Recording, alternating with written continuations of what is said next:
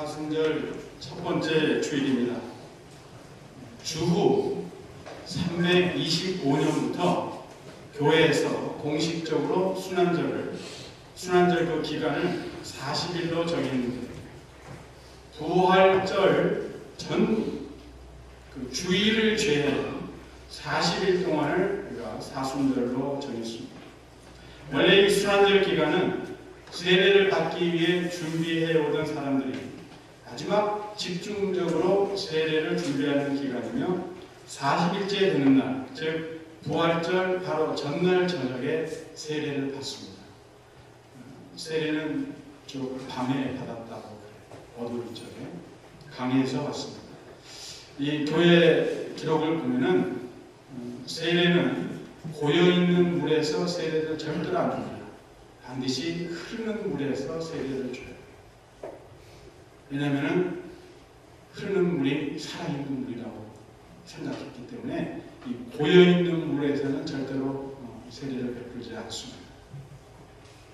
이 40일 동안 온 교인들은 예수님이 당하신 고난과 십자가에서의 죽음을 묵상합니다. 그리고 우리 자신의 모습을 되돌아보고 또 저지른 죄악들을 회개하며 동시에 죄로 물들은 우리를 구속하신 하나님의 은혜와 사랑을 더욱 깊이 체험하는 기간입니다. 그래서 2015년 이 사순절 기간이 우리 신앙의 여정에 있어서 길이 기억되는 거예요. 그리고 우리의 신앙의 여정에 어떤 터닝 포인트가 되고 모멘텀이 되는 그러한 귀한 사순절 기간이 되기를 원합니다. 만약에요, 이제 우리가 해가 동쪽에서 뜨잖아요. 동쪽에 해가 뜨는데 만약에 해가 서쪽에서 뜬다면 누가 제일 깜짝 놀랄까요? 네, 해바라기가 제일 깜짝 놀랄까요? 동쪽에서 해가 뜰 줄 알고 동쪽을 향해 있는데 해가 서쪽에서 떠오르니까 이 해바라기가 얼마나 황당하고 놀랐겠어요. 해바라기는 해를 바라보는 성질이 있는데 오늘 시편 25편을 보니까 다윗은 자신이 주님만을 바라보는 주바라기 인생이라고 고백하고 있습니다.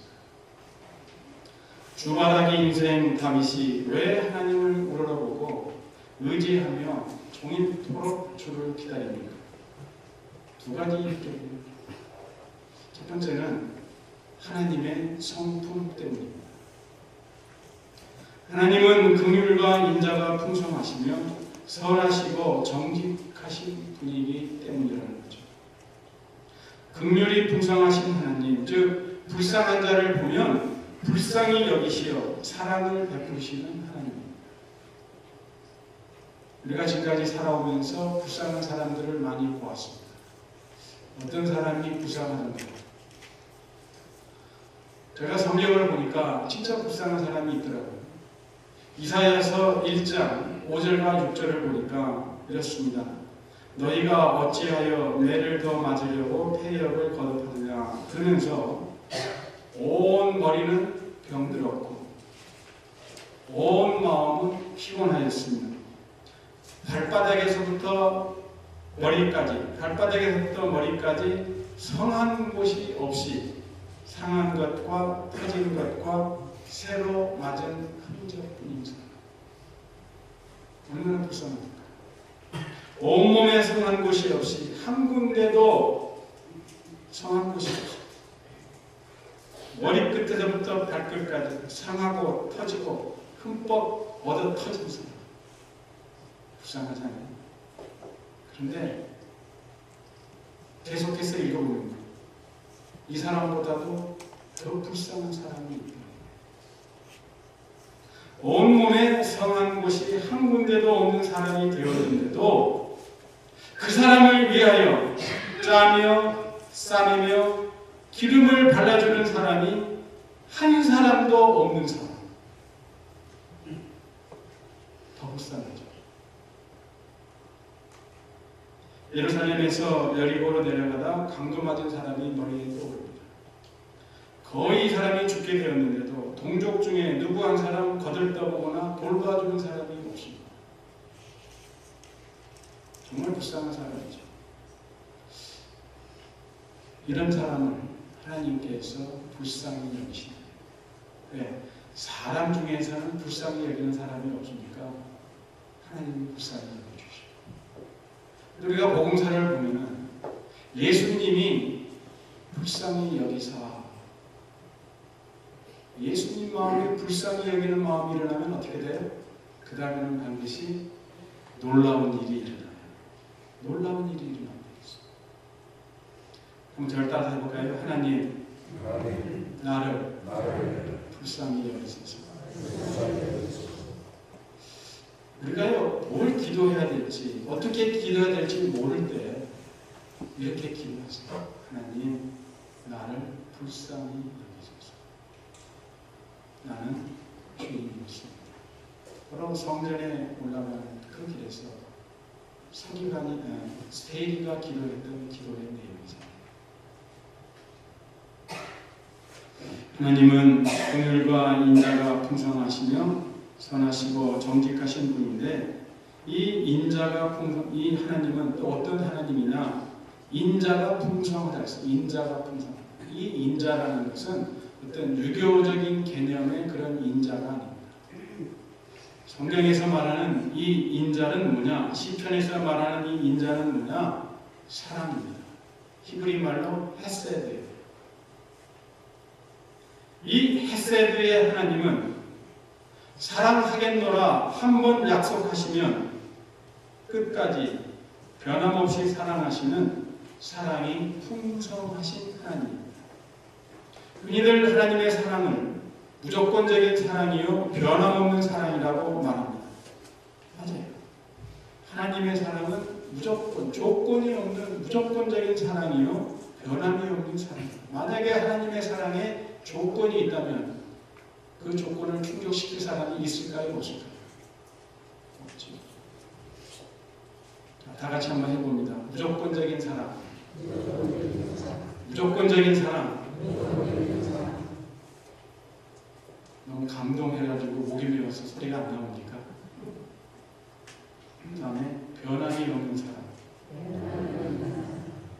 무조건적인 사랑, 변함이 없는 사랑. 여러분들이요, 할 일이 없으면 이걸 좀 생각을 해보세요.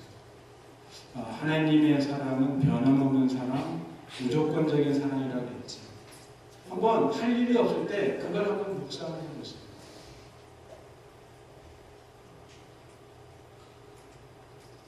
이 무조건적인 사랑, 변함없는 사랑, 하나님만이 하실 수 있는 사랑.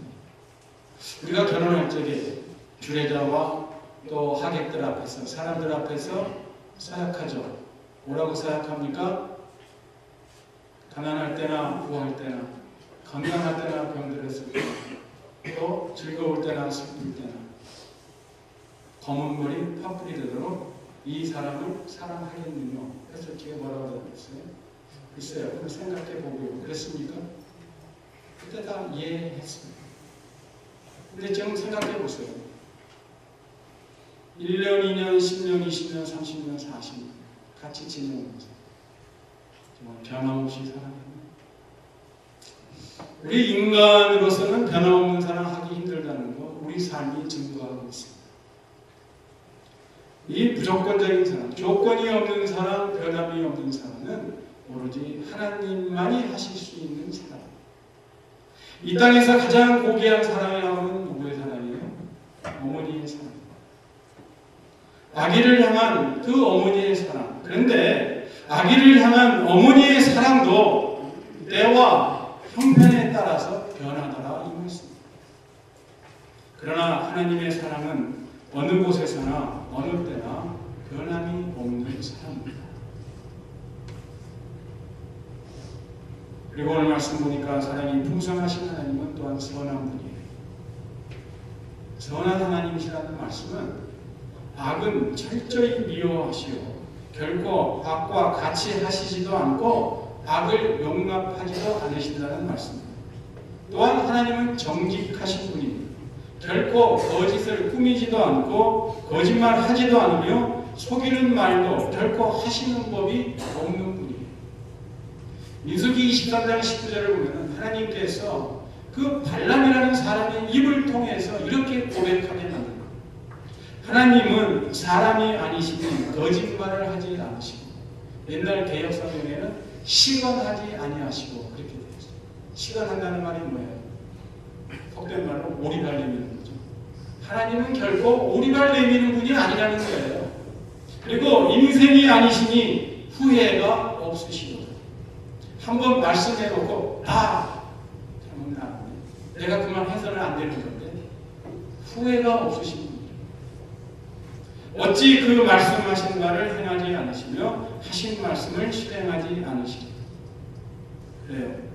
하나님은 선하시고 진실하신 하나님이시고 거짓이 없고 또 속이는 일이 없는 하나님이십니다. 이런 성품의 하나님이시기에 다윗은 자신이 하나님을 우러러보고 하나님만을 의지하며 종일 기다리는 주바라기 인생이라고 고백하고 있어요. 오늘날 많은 사람들이 하나님을 믿는다고 말합니다.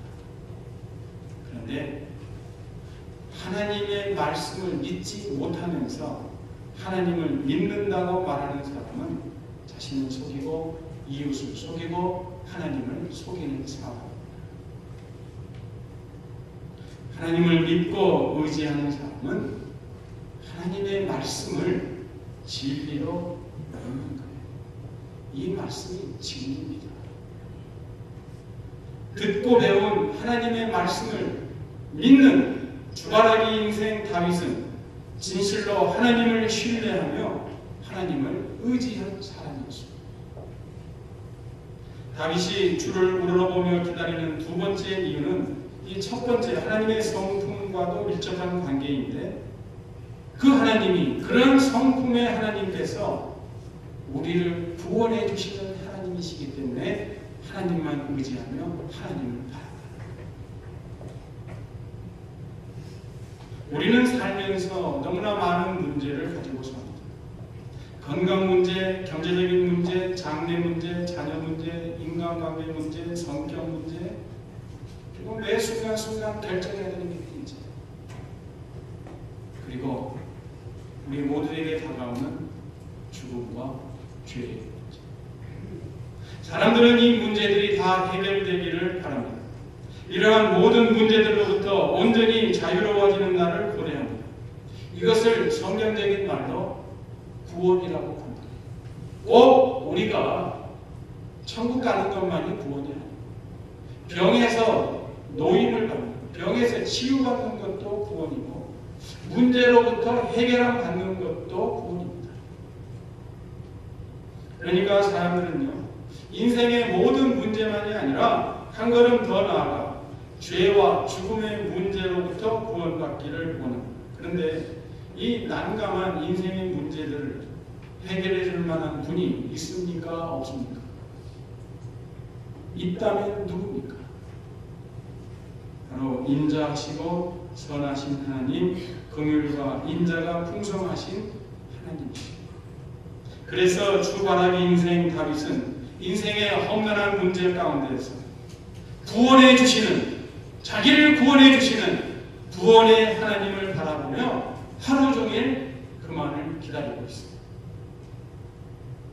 하나님만을 바라보며 하나님의 구원을 종일 기다리는 주바라기 인생이 다윗을 생각해 보면 옛날 한국에서 천수답이 생각이 나요.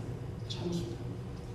이 천수답은 단지 하늘에서 내리는 빗물에 의해서만 농사를 짓는 땅입니다. 옛날에는 발동기도 없고 펌프도 없으니까 밑에 있는 물을 위로 끌어올릴 수가 없잖아요. 위에 있는 물이 아래로 흘러가는 물을 받아서는 농사를 지을 수 있지만 밑에 있는 물을 위로 끌어서는 지고 나르지 않는 한은 물을 어떻게 할 수가 없습니다. 근데 이 천수답은 오직 하늘에서 내리는 빗물에 의지해서 농사를 짓는다. 그러므로 비가 오지 않으면 아무것도 할 수가 없어요.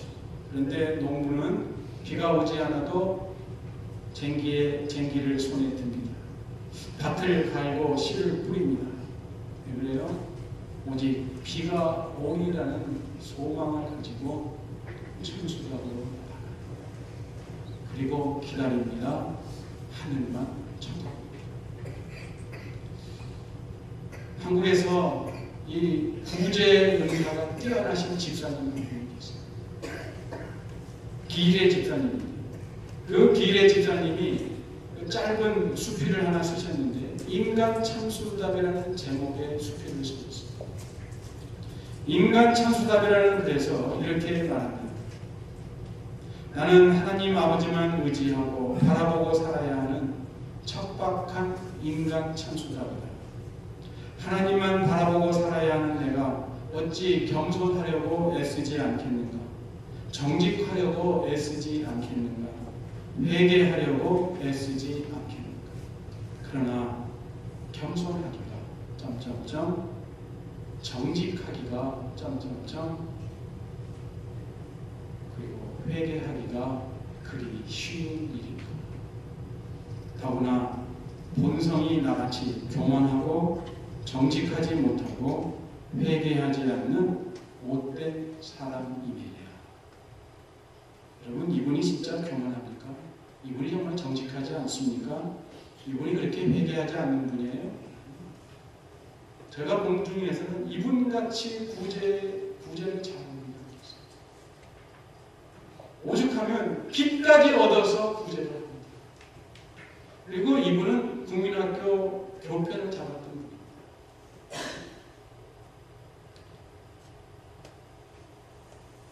그래서 자기 자신이 마치 참수답 같은 인생이다.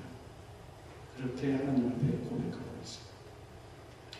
참수답 같은 인생은 비를 고대하는 농부처럼 긍휼과 인자가 풍성하시며 선하시고 정직하신 주님만 의지하며 바라봅니다. 하나님만을 바라보며 의지하는 주바라기 인생, 자신의 부족함과 연약함을 잘 알기에 하나님의 말씀을 잘 배워 그 말씀대로 순종하여 살고 싶은 마음이 있습니다. 그래서 다윗은 오늘 시편 25편 4절과 5절에서 뭐라고 얘기합니까? 여호와여 주의 도를 내게 보이시고 주의 길을 내게 가르치소서. 주의 진리로 나를 지도하시고 교훈하소서. 주는 내 구원의 하나님이시니 내가 종인 주를 기다립니다. 간구하고 있습니다. 또 9절을 봅니다. 9절에 뭐라고 했어요? 온유한 자를 정의로 지도하시니요 온유한 자에게 그의 도를 가르치시리라. 또 우리가 보진 않았지만 12절에 보면 여호와를 경외하는 자는 누구냐? 그가 택할 길을 그에게 가르치시리라. 하나님은 어떤 하나님인가? 뭘 좋아하는 하나님이신가? 보니까 가르치는 것을 좋아하십니다. 하나님의 자녀들에게, 하나님의 백성들에게 가르치기를 좋아하는 하나님이십니다. 그리고 주를 바라보는 자, 오늘 말씀을 통해서 깨닫는 것은 주를 바라보는 자의 특징은 뭐냐? 잘 배우는 사람이에요. 잘 배우는 사람. 여러분, 학교에서만 공부하고 배우는 것이 아닙니다. 학교 졸업했으니까 더 이상 공부하지 않는 게 아니죠. 주를 바라보며 살아가는 자는 가정에서, 사회에서, 그리고 교회에서 어디에서나 어느 때나 배우기를 좋아하는 사람. 하나님은 배우기를 좋아하고 진리와 가르침에 따르는 자를 좋아하세요. 왜냐하면 진리와 가르침에 따르는 자, 배우기를 좋아하는 자는 바로 여호와를 경외하는 자요, 또한 겸손한 자라는 증거이기 때문에 우리가 다 자녀들을 키워봤습니다. 근데 자녀들이요, 아빠, 엄마 말을 잘 순종하면 어때요? 마음이 기쁘고 더 해주고 싶죠. 근데 얘가 말도 안 듣고 뺀들뺀들거려요. 그럼 어때요? 한 대 쥐어받고 싶어요. 근데 뺀들뺀들거리는 그놈 어때요? 그 마음에 교만이 가득 차가지고 그냥 대들고 싶은 마음, 부모에게 거역하는 마음이 가득 차 있어가지고 뺀질뺀질거리는 거예요. 하나님이 그걸 아셔요. 그래서 즐겨 배우는 자, 하나님의 말씀에 귀 기울이며 즐겨 배우는 자는 하나님이 이뻐하실 수밖에 없어요. 왜? 자기 마음을 겸손하고 그 다음에 여호와를 경외하는 마음이 있다는 것을 그 태도가 보여지기 때문에 하나님이 한 번 싸주는 거 두 번 싸주어 주시고. 그런데요, 이 배우기를 좋아하고 즐겨 가르침을 갖고자 하는 자들이 더 앞으로 나아가야 하는데 자꾸 발목을 잡는 게 있어요. 못 나가게 발목을 잡는 게 있어요. 오늘 말씀 보니까 그게 뭐예요? 지난날 저지른 죄악들이 마음을 아프게 하면서 그 발목을 잡는 죄가. 그러면서 우리 마음속에 뭐라고 속삭입니까?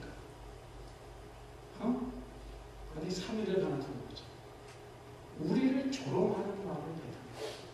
그리고 너는 또 실패할 거야. 이렇게 저주의 말을 들려줍니다.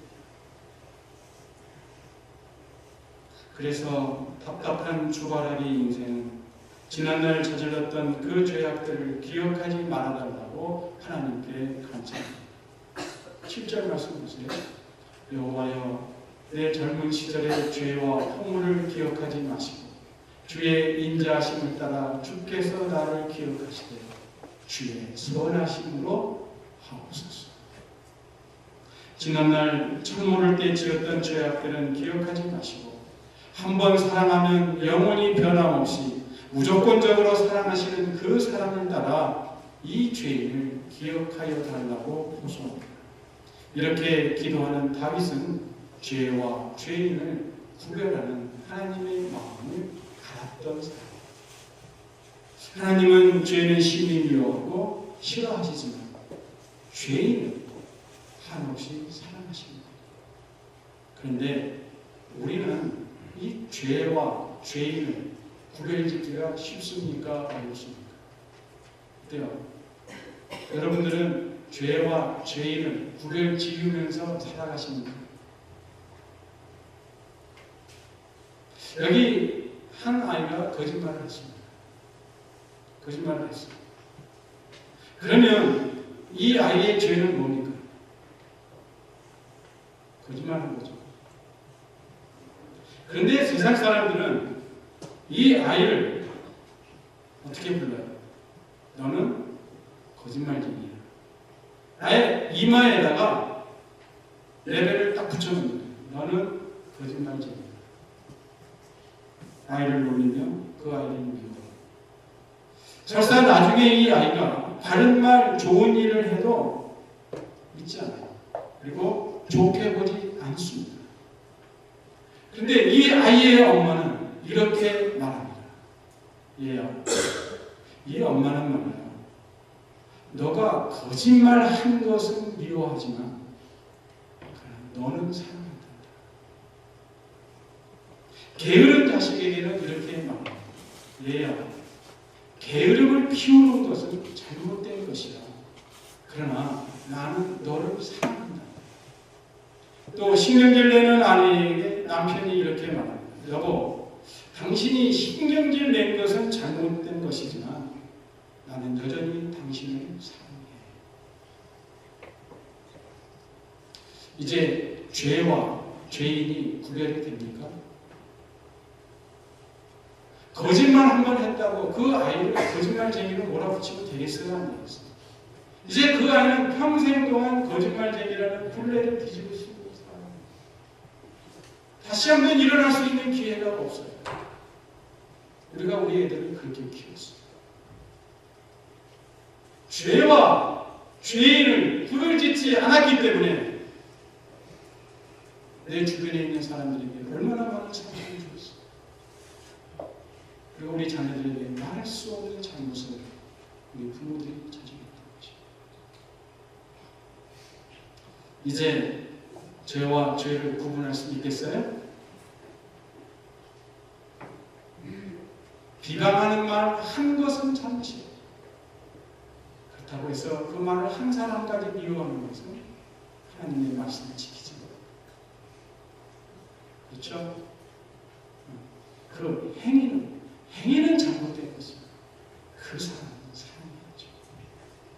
그렇게 할 적에 그 사람이 그 잘못된 행위에서 벗어날 수가 있습니다. 다시는 그 아이가 거짓말 할까요? 안 할까요?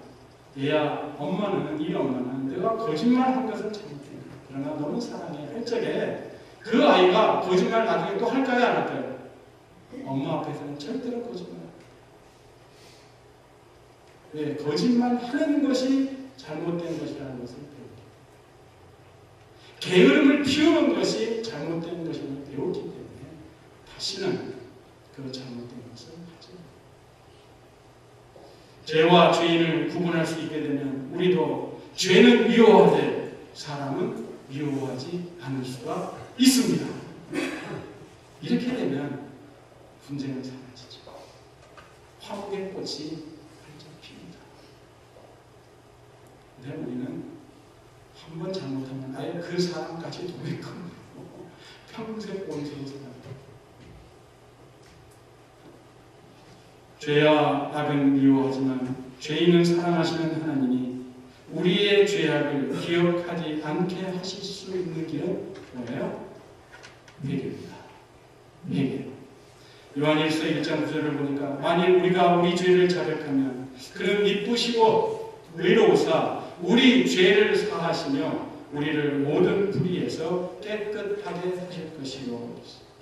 그리고 우리가 회개하면 시편 103편 12절에 보니까 동이 서에서 먼 것 같이 우리의 죄과를 우리에게서 멀리 옮겨 놓으십니다. 제 주먹을 한번 보세요.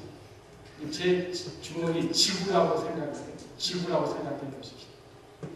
그러면 지구에서 남쪽 끝과 북쪽 끝이 있습니까? 없습니까? 지구에서 남쪽 끝, 북쪽 끝이 있어요? 없어요? 있죠. 근데 우리 한국의 실정을 보면은 남과 북이 더 뭡니까? 동과 서가 더 뭡니까? 남과 북이 더 멀죠. 그러면 시편 103편 12절 1절에 왜 하나님이 남이 북에서 먼 것처럼 그렇게 하지 아니하고 왜 해필이면 동이 서에서 먼 것처럼 하나님은 독일은 사랑하시고 대한민국 사랑하지 않으신다는 얘기인가? 이런 생각할 수 있죠. 여러분들 성경을 읽으실 적에 생각하면서 읽으시기는 많이 읽는 것도 중요하지만 한 구절 한 구절 읽을 때 생각하면서 중요하죠. 그런데 자, 지구 우리가 북쪽을 향해서 계속 올라가면 북쪽 끝이 나와야 안 나와요? 태극기 꽂을 수 있어요. 남쪽 끝으로 계속 내려가면 나와야 안 나와요? 태극기 꽂을 수 있어요. 그런데 우리가 있는 곳에서 서쪽으로 계속 가고 있어요. 끝이 있어요? 없어요? 우리 하나님이 아주 유머러스하죠. 동이 서에서 먼 것 같이. 그래요. 동과 서가 얼마나 먼 줄 아세요? 동쪽에서 서쪽을 향해 계속 걸어가고 있어요. 서쪽 끝이 나오냐고요? 하나님이 우리시고 그렇게 멀리 그보다도 더 멀리 계십니다. 이렇듯 우리가 회개하면 우리 죄를 찾을 수 없는 거예요. 그러니까 어떻게 하면 돼요? 회개하면 돼요. 오랫동안 교회를 다녔음에도 변하지 않는 사람이 있습니다. 내 자신이 바로 그런 사람이라고 생각되면 스스로에게 물어보세요. 진정 나는 지난날의 죄와 허물들을 진정으로 회개합니까? 성도들은요, 반드시 회개의 문을 거쳐야 합니다. 비록 고통스럽고 마음 아프고 자존심 상하는 회개의 문이지만 그 문을 지나고 나면 한없는 자유와 그리고 하늘의 기쁨이 준비되어 있습니다. 이건 경험해본 사람만이 아는 거예요. 그런데 우리가 신앙의 여정을 걷다 보면은 이 회개의 문은 한 번만 거치는 것이 아니라 천국을 향해 걸어가는 날마다 그리고 순간마다 지나가게 됩니다. 이처럼 끊임없이 회개하는 사람은 온유한 사람으로 변해요. 영락의 모든 지체들이 예수 그리스도 안에서 온유한 자가 되기를 우리 주님은 원하십니다. 하나님은 온유한 자를 주의 길, 주의 진리, 생명의 길로 나아가게 하십니다. 우리가 길과 진리 그리고 생명, 그러면 생각나는 것이 있죠? 요한복음 14장 6절, 내가 곧 길이요 진리요 생명이니 나로 말미암지 않고는 아버지께로 올 자가 주관하기 인생이 되어서 겸손히 구원의 주님만을 바라보며 기다리는 온유한 자, 십자가에 매달린 예수님을 바랍니다. 다른 것은 보이지가 않습니다. 2015년 사순절 동안 우리에게 덕지덕지 우리도 모르는 사이에 붙어있는 모습뿐인 경고, 신앙의 거짓과 외식, 그리고 교만과 헛된 것으로부터 돌아섭니다. 다시 신앙의 기본으로 돌아갑니다. 근데 신앙의 기본이 무엇입니까? 나를 구원하시고 십자가에 못 박혀 피 흘리신 믿음의 주요, 그 믿음을 또한 온전케 해주시는 예수 그리스도입니다. 그러므로 우리는 그 예수님만을 믿고 바라봅니다. 말씀을 읽고 묵상하는 가운데 회개하며 예수님을 기다리는 기다림의 계절입니다.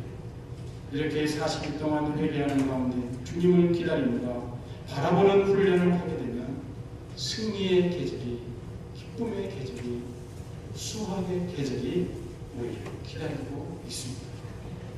천수닭 같은 우리가 주만 바라는 인생이 되어 예수님만 우러러 보며 기다리면 비가 내릴까요? 안 내릴까요? 그건 지나고 나야 알겠습니다. 맞습니까? 자, 기다리면 예수님만 우러러 보며 기다리면 비가 내릴까요? 안 내릴까요? 내립니다. 이것이 우리의 믿음이에요. 왜냐고요? 우리가 믿는 하나님은 선하시고 긍휼이 많으시며 인자하시고 정직한 분이기 때문에 한 번 말씀하신 것은 반드시 이루신다 이 말씀이에요. 그래서 인간 천수답인 우리로 마침내 하늘 기쁨을 누리게 해 주셔야 됩니다. 주님 만나게 되는 거예요. 오늘도 하나님의 말씀이 우리 귀에 들려옵니다. 우리 10절 다 같이 한번 읽겠습니다. 10절